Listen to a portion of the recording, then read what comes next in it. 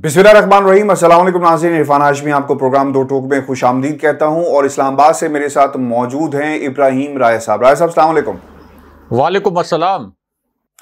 राय साहब, तीन खबरें हैं और तीनों खबरें बहुत ही इंपॉर्टेंट हैं। पाकिस्तान की सियासत में एक बार फिर हलचल हमें नजर आ रही है। पहली खबर मलक रियाज की, इमरान खान के हवाले से एक मुबैना ऑडियो सामने आई।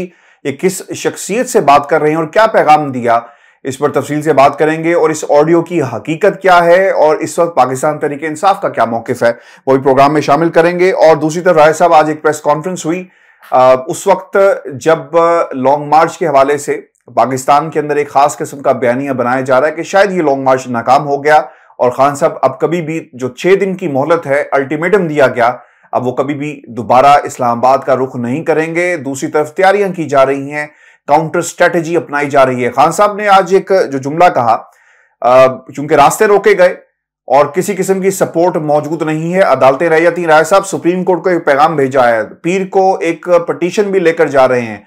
क्या हिकमत अमली है खान साहब की, इस पर भी तफसील से बात करेंगे। और आज एक जलसा हुआ नून लीग का, मरीम नवाज ने पाकिस्तान की अदालतों को, इमरान खान साहब अर्जी लेकर जा रहे हैं, दरखास्त कर रहे हैं, मरीम नवाज डिक्टेट कर रही हैं और वे कहती हैं अदालतों को कि जनाब आप सुप्रीम कोर्ट इमरान खान से दूर रहे। और उन्होंने क्या कहा, इस पर भी हम तफसील से बात करेंगे। लेकिन राय साहब, प्रोग्राम को शुरू करने से पहले कल आपने खबर दी इसी प्लेटफॉर्म के ऊपर और अल्हम्दुलिल्लाह ये खबर आज द न्यूज और जंग अखबार के अंदर भी इसकी तस्दीक हुई, उसे डिस्कस किया गया, जिसमें पाकिस्तान की ताकतवर शख्सियत मौजूद थी, पीटीआई के मुज़ाकरात और फिर शाह महमूद कुरैशी का जो किरदार सामने आया, इस पर आपने बड़ी तफसील से बात बताई। पहले राय साहब, दो टोक को क्रेडिट जाता है कि खबर हमने सबसे पहले अपने इस प्लेटफॉर्म पे दी।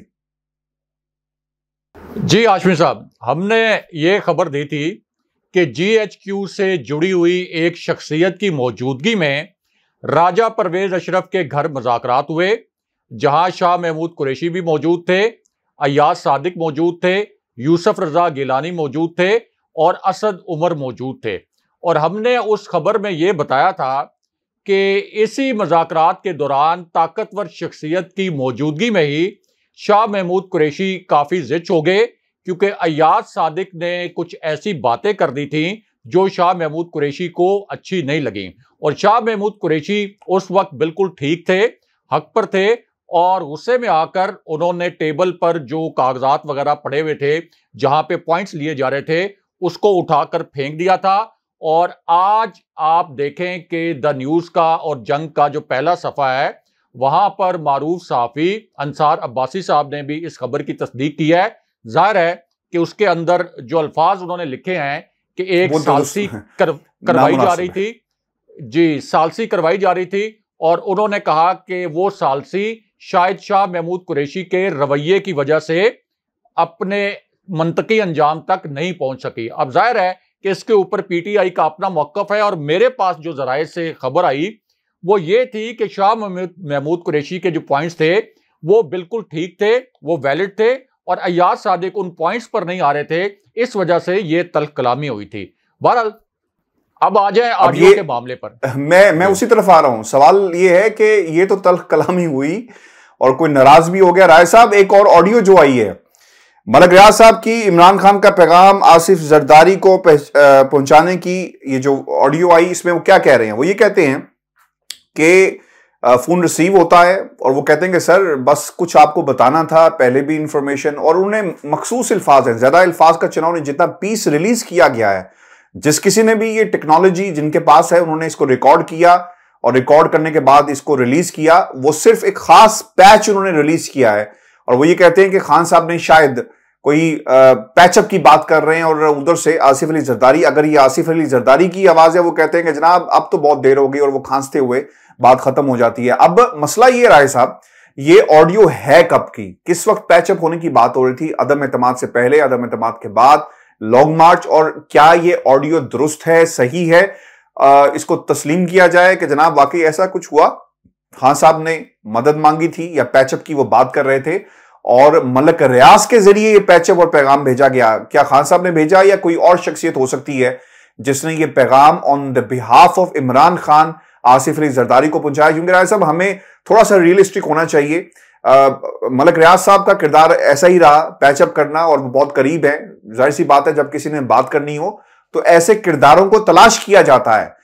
तो वाकई ही ऑडियो मौजूद है, नहीं है, और क्यों खान साहब को जरूरत पड़ी? क्योंकि खान साहब का जो ग्राफ है मकबूलियत का, अवाम खान साहब के साथ है। खान साहब को किस पैचअप की जरूरत है?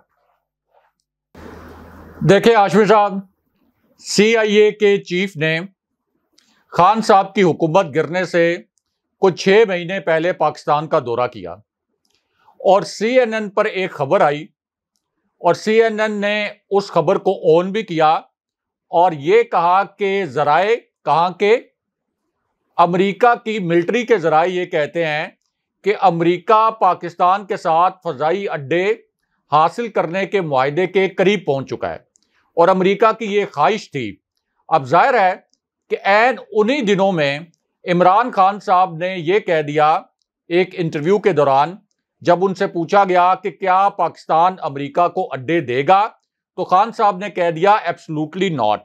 अब यही वो दिन थे हाशमी साहब कि जिन दिनों में CIA चीफ का दौरा हुआ, CIA चीफ की मुलाकात हुई पाकिस्तान की फौजी क़यादत से और उसके बाद CIA चीफ ने इस ख्वाहिश का इजहार किया कि मैंने इमरान खान जो उस वक्त प्राइम मिनिस्टर से, उनसे मिलना है।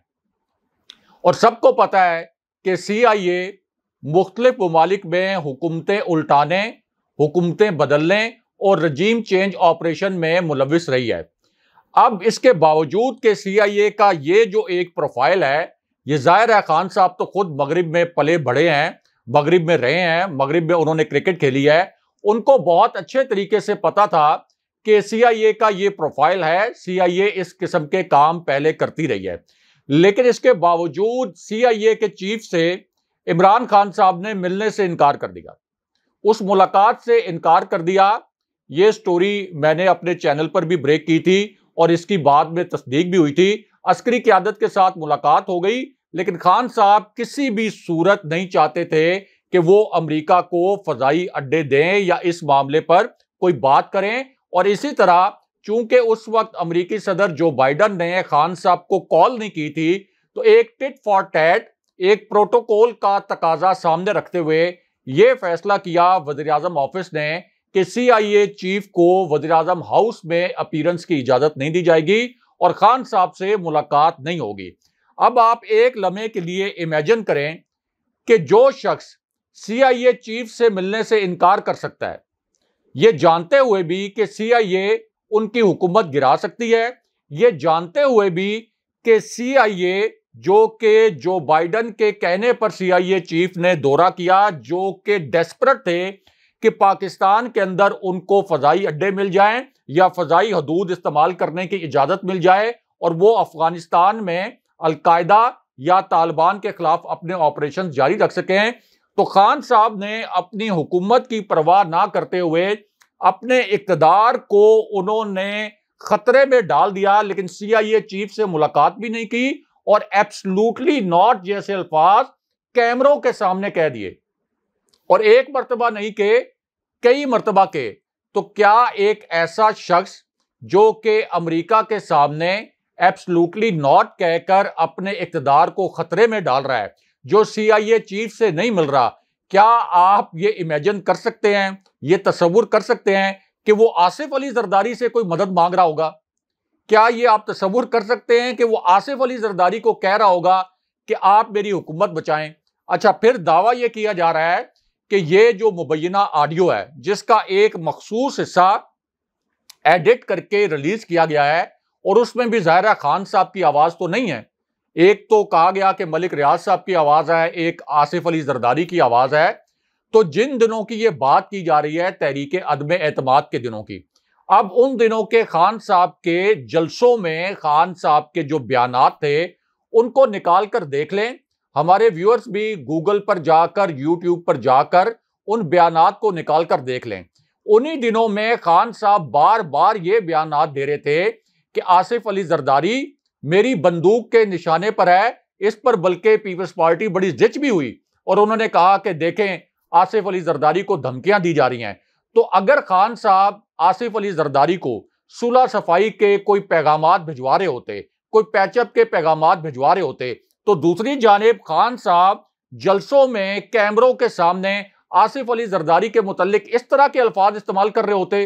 वो तो जलसों में भी पीपल्स पार्टी के लिए बड़े नरम से अल्फाज इस्तेमाल करते या फिर वो सिर्फ नून लीग को टारगेट करते, लेकिन खान साहब मुसलसल आसिफ अली जरदारी को टारगेट करते रहे और ये कहते रहे कि मैं सबसे पहले आसिफ अली जरदारी से बदला लूंगा, ये जो सिंध है इसको आजाद करवाऊंगा आसिफ अली जरदारी से और बिलावल भुट्टो से। इसी तरह आप तहरीके अदम एतमाद के दिनों के आप जलसे निकाल के देखें कि बिलावल भुट्टो के ऊपर खान साहब कितनी कड़ी तनकीद करते रहे।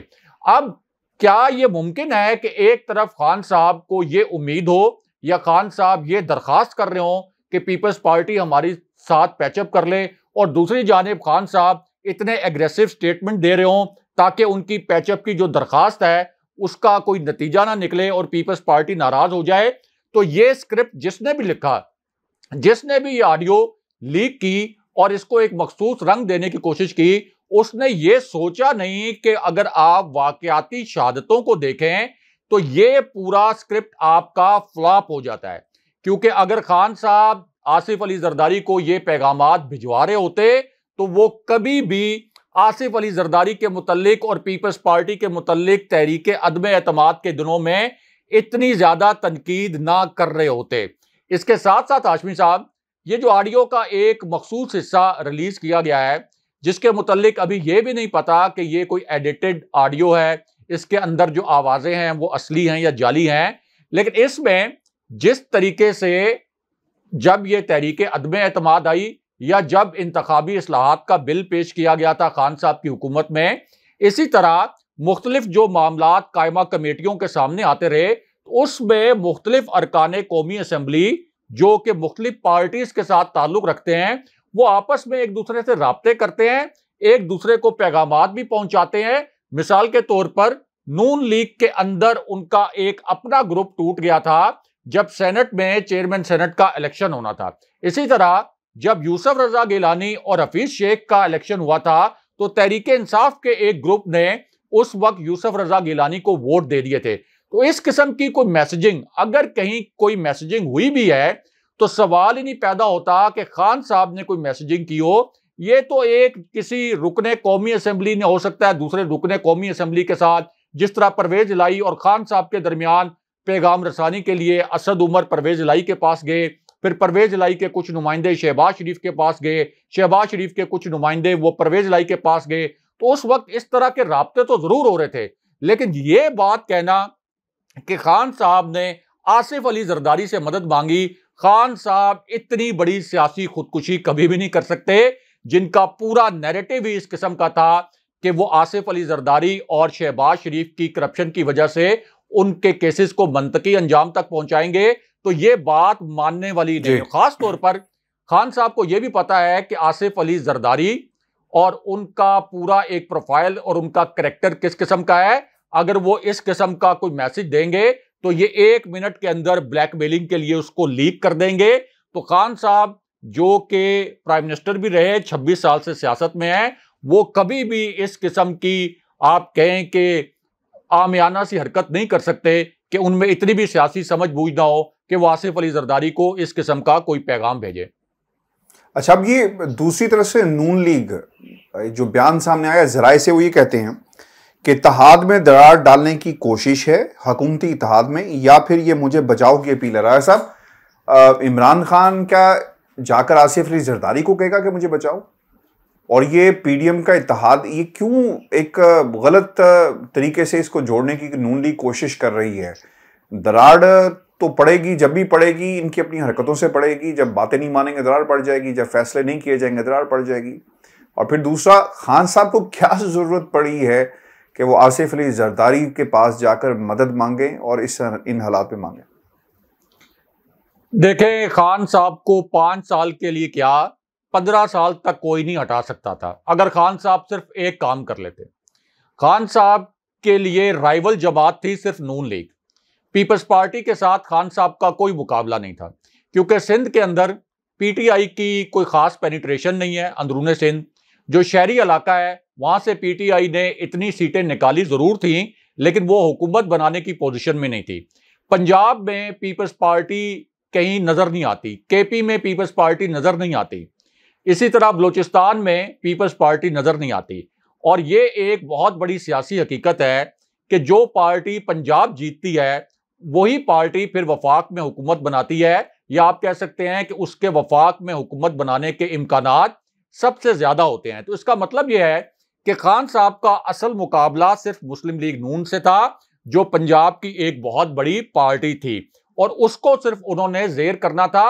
आसिफ अली जरदारी कभी भी खान साहब के लिए खतरा नहीं बन सकते थे, क्योंकि वो सिर्फ अंदरूने सिंध की पार्टी है जो ज्यादा से ज्यादा सिंध में हुकूमत बना सकती थी, और खान साहब अपनी भरपूर कोशिशों के बावजूद सिंध में हुकूमत नहीं बना सकते थे। इसका मतलब यह है कि असल मुकाबला था मुस्लिम लीग नून और तहरीक इंसाफ में।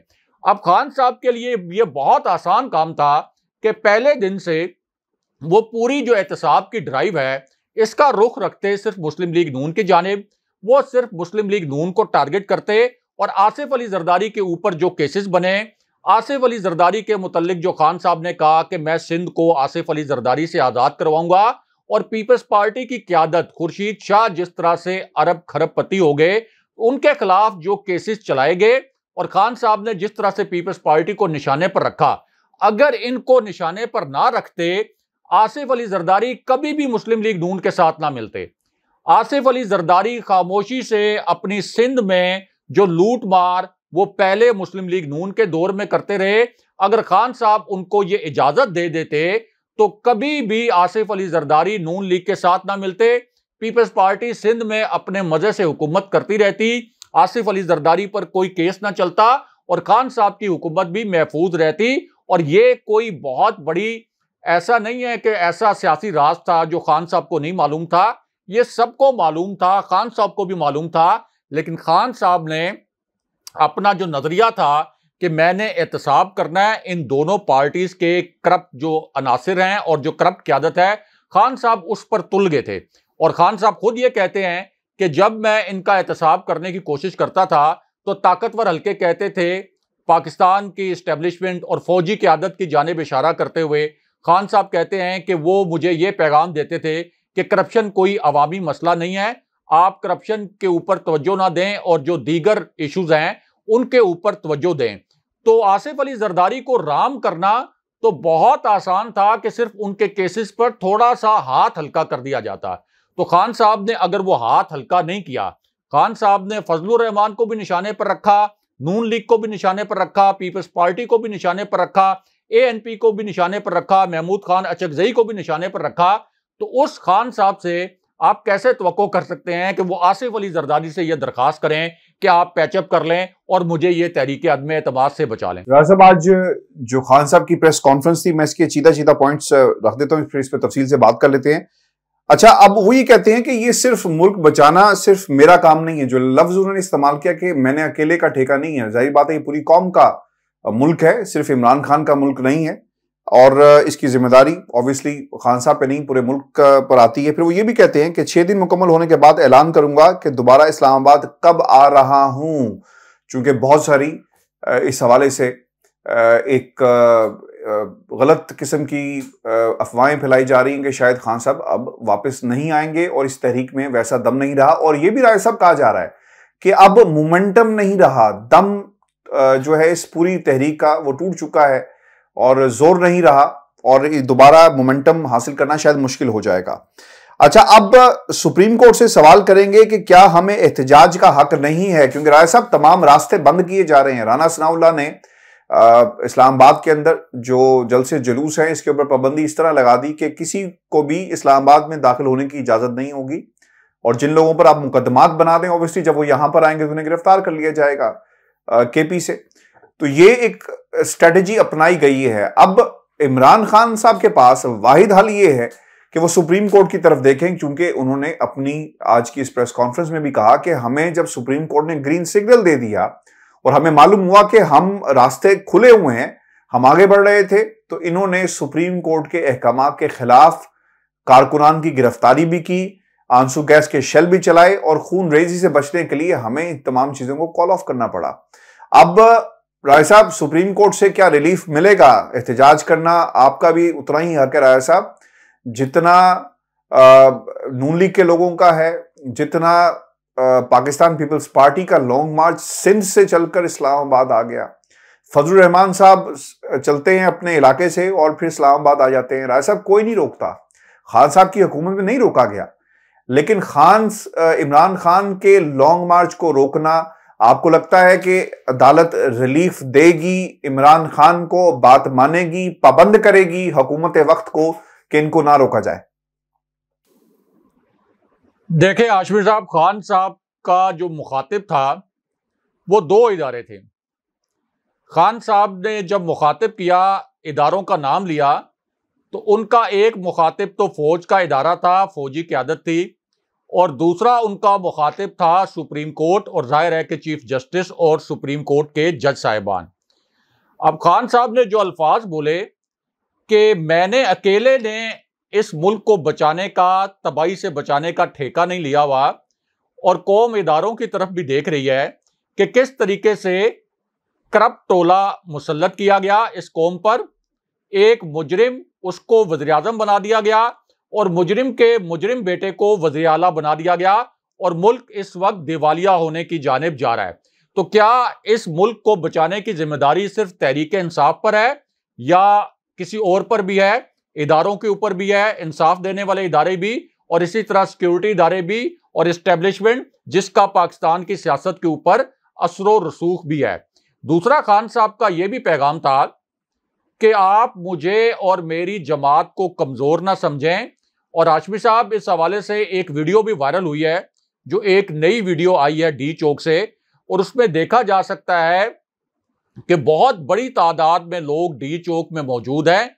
दिन का वक्त है, खान साहब का काफिला पहुंच चुका है, और जहां लोग खड़े हैं उनके बिल्कुल सामने रेंजर्स के एहलकार खड़े हैं, और वहां खुदा न खास्ता किसी भी तरफ से या पीटीआई के कारकुनों की तरफ से, पुलिस की तरफ से या रेंजर्स की तरफ से जरा सी भी तल्ख कलामी होती, वो इतने क्लोज खड़े हैं, इतने टेंस खड़े हैं कि जरा सी भी किसी भी तरफ से तल्ख कलामी हो जाती तो वहां पर जो हालात होने थे वो किसी के काबू में नहीं रहने थे, और वहां खूनरेजी होनी थी। और खान साहब ने इसी तरफ इशारा किया कि जब मैं वहां पर पहुंचा, मैंने लोगों का गमो गुस्सा देखा, दूसरी जानिब रेंजर्स और पुलिस के एहलकार वहां पर देखे, लोग बहुत इश्ताल में थे। जाहिर है कि उनके ऊपर तशद्दुद किया गया था, उनकी माओ बहनों और बच्चों और बच्चियों पर तशद्दुद किया गया था, तो वहां पे खूनरेजी हो जानी थी। तो मैं अगर वहां पे बैठ जाता, और ये तो खुद मुस्लिम लीग नून को भी मालूम है, सबको पता है कि खान साहब वहां पर बैठ जाते, सुप्रीम कोर्ट का ऑर्डर आ चुका था कि रुकावटें आप हटा दें, तो फिर तो वहां पर कितनी बड़ी तादाद में लोग इकट्ठे हो जाते। लेकिन वहां बहुत खौफनाक किस्म का तसादुम करवाने का राना सनाउल्लाह ने मंसूबा बनाया हुआ था, ताकि फौज और अवाम, फौज और तहरीक इंसाफ के कारकुन आमने सामने आ जाएं। तो खान साहब ने अब आखिरी एक वार्निंग दी है कि इस तशद्दुद की सूरत हाल से, इस इंतशार की सूरत हाल से मुल्क को बचाना सिर्फ मेरी जिम्मेदारी नहीं है, बल्कि इदारों को भी अपना रोल प्ले करना है।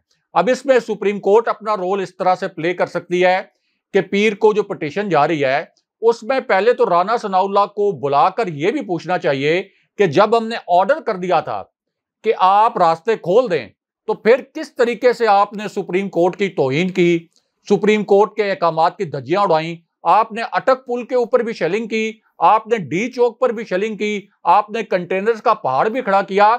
एक तो राना सनाउल्लाह की इस बात पर तलबी होनी चाहिए। दूसरा, एक क्लियर कट ऑर्डर आना चाहिए 1 दिन में, 2 दिन में, कि रास्ते बंद नहीं होंगे जब ये दोबारा से तहरीक इंसाफ का लॉन्ग मार्च आएगा, क्योंकि खान साहब के लॉन्ग मार्च को आप रोक नहीं सकते। उसकी वजह यह हाशमी साहब कि ये जो एक अफवाह फैलाई जा रही है कि कोई मोमेंटम टूट गया है, कोई मोमेंटम नहीं टूटा। अगर ये मोमेंटम टूटा होता तो आप ये देखते कि इतने जबर के बावजूद, इतने तशद्दुद के बावजूद लोग किस तरीके से डी चौक में इकट्ठे हो गए, और लोग अभी भी लोग गिले शिकवे कर रहे हैं। जो लोग ये कहते हैं ना कि मोमेंटम टूट गया, उन लोगों से मेरा सवाल है कि लोग अभी गिले शिकवे कर रहे हैं कि वहां पे हमें बैठ जाना चाहिए था, और अगर हम उस दिन नहीं बैठे तो खान साहब जल्दी कॉल दें, हम दोबारा वहां पे आके बैठें। तो कोई मोमेंटम नहीं टूटा। ये खान साहब को मिस जज करने की पहले भी गलतियां करते रहे हैं। पहले भी जिसने कैलकुलेशन की थी कि हम खान साहब को हटा देंगे तो कोई बंदा बाहर नहीं निकलेगा या एक दो जलसे होंगे तो खान साहब खामोश बैठ जाएंगे, लेकिन जिस तरह से जलसे हुए रिकॉर्ड तोड़, जिस तरह से पीटीआई जिसको ये बर्गर पार्टी कहते थे उसने रिएक्ट किया, तमाम रुकावटें तोड़कर वो डी चौक पहुंच गए, तो खान साहब की कॉल के ऊपर लाखों अफराद दोबारा से आ जाएंगे। लेकिन अब फैसला ये करना है कि क्या इंतशार फैला के, तशद्दुद की सूरत हाल पैदा करके, लाशें गिरवा के ये लॉन्ग मार्च होना है, या खान साहब जिस तरह से कह रहे हैं कि एक ऑर्डर आ जाए सुप्रीम कोर्ट का, इदारे भी अपना रोल प्ले करें और हमें एक पुरअमन एहतजाज की इजाजत दी जाए। तो 6 दिन का जो टाइम दिया है खान साहब ने, और उन्होंने ये अल्फाज भी बोले हैं कि मेरी जान भी चली जाए तो मैं इस इंपोर्टेड हुकूमत को तस्लीम नहीं करूंगा। इससे अंदाजा लगाया जा सकता है कि खान साहब की अपनी कॉज के साथ कितनी कमिटमेंट है। वो किसी सूरत पीछे नहीं हटेंगे। 2 दिन गुजर गए हैं, 4 दिन में इदारों ने फैसला करना है और उसके बाद जो इंतशार अगर हुआ खुदा न खास्ता तो उसकी जिम्मेदारी खान साहब के ऊपर नहीं, इदारों के ऊपर होगी और इस इंपोर्टेड हुकूमत पर होगी।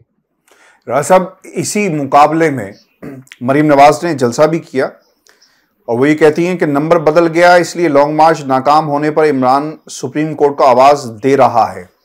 अच्छा, बड़ी बहुत ही नफरत पाई जाती है जुबान के अंदर मरीम नवाज की, और एक सियासतदान की जुबान नहीं है ये, बल्कि एक दुश्मन की जुबान है जो मरीम नवाज हमेशा से इमरान खान के खिलाफ इस्तेमाल करती रही हैं। अब वो ये कहती हैं, और उन्होंने सुप्रीम कोर्ट को डिक्टेट करने की कोशिश की है। राय साहब, खान साहब पिटीशंस डाल रहे हैं, ये डिक्टेट कर रही हैं और कहती हैं बड़ी अदब के साथ डिक्टेट किया राय साहब, और वो ये कह रही हैं कि मैं बहुत ही एहतराम के साथ कहना चाहती हूं कि इस फितने से दूर रहें। अब राय साहब, फितना कौन है? फितना इसका फैसला कौन करेगा? मरीम नवाज करेंगी, डिक्टेट करेंगी अदालतों को, बताएंगी कि ये फितना है और इससे आप दूर रहें। मरीम नवाज की तकरीर, और राय साहब आपको क्या लगता है कि क्या आने वाले दिनों के अंदर सुप्रीम कोर्ट क्या ऐसे फैसले कर सकती है जो मंजूर नजर होंगे नून लीग के, या नून लीग के दिल के करीब होंगे, या फिर खान साहब की बात को माना जाएगा? देखें हाशमी साहब, मरियम नवाज जब ये कहती हैं कि नंबर बदल गए, इसका मतलब है कि वो एस्टेब्लिशमेंट को शर्मिंदा कर रही हैं। एस्टेब्लिशमेंट के मुतल्लिक, फौजी क़यादत के मुतल्लिक ये कह रही हैं, कौम को ये बता रही हैं कि फौजी क़यादत इस वक्त न्यूट्रल नहीं है, फौज इस वक्त न्यूट्रल नहीं है, बल्कि वो हमारे साथ खड़ी है। मरियम नवाज की बात से तो यही तासुर निकलता है ना, ऐसे ही है, ऐसे नंबर बदल गए हैं, यानी खान साहब के हवाले से वो बात कर रही हैं नंबर बदल गए हैं। तो डीजी आईएसपीआर को इसके ऊपर एक स्टेटमेंट भी देना चाहिए।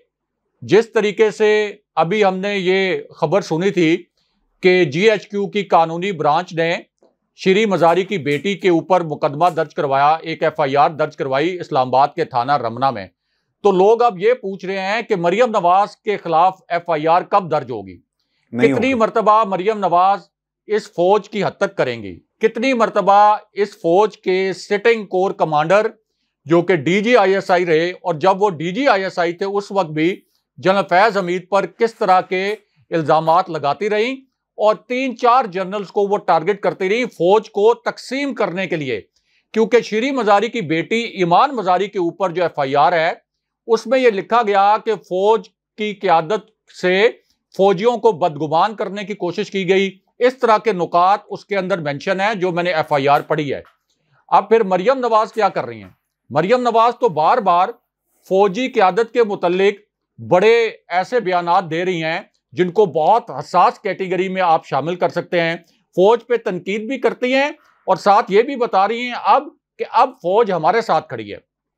तो इस पर तो आईएसपीआर का कोई स्टेटमेंट भी आना चाहिए। दूसरा, जो सुप्रीम कोर्ट के चीफ जस्टिस के मुतल्लिक जो बातें वो कर रही हैं, उन्होंने एक ट्वीट भी किया है।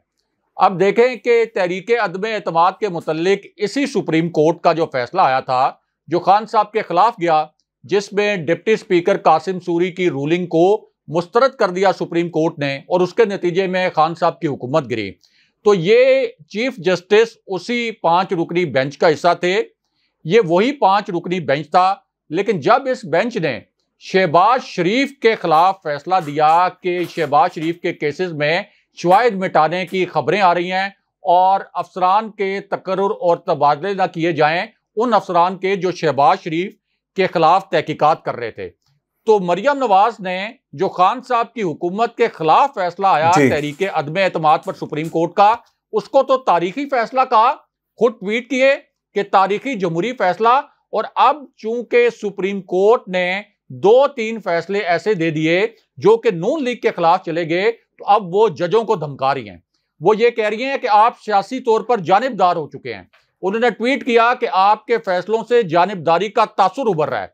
और कर कौन रहा है ये बातें, कौन ट्वीट कर रहा है? वो मरियम नवाज जिसको अदालत से सजा याफ्ता जिनको करार दिया गया, वो मरियम नवाज जिनको अदालत से नाअहल करार दिया गया, वो अब सुप्रीम कोर्ट को भी डिक्टेट करती हैं, वो हमारी पाक फौज को भी डिक्टेट करती हैं। तो इसका क्या मतलब है? इसका मतलब यह है कि वो पाकिस्तान की सुप्रीम लीडर बन चुकी हैं, लेकिन उनके खिलाफ किसी किस्म की कोई कार्रवाई नहीं हो सकती। और इस शरीफ खानदान के इदारों में, खास तौर पर अदलिया के अंदर इस किस्म की पेनिट्रेशन है, इस किस्म की एक इन्वेस्टमेंट है कि आप देखते हैं कि खान साहब ने भी ये कहा कि ये अदालती निज़ाम हमेशा शरीफों को तहफ़्फ़ुज़ फराहम करता है और वो मीडिया को भी डिक्टेट करती हैं। राय साहब, व्यूअर्स, ये आज का शो था। अपने कमेंट से जरूर भेजिएगा, चैनल को सब्सक्राइब करना मत भूलिएगा। इजाजत दीजिए, अल्लाह ने के बाद। अल्लाह ने के बाद।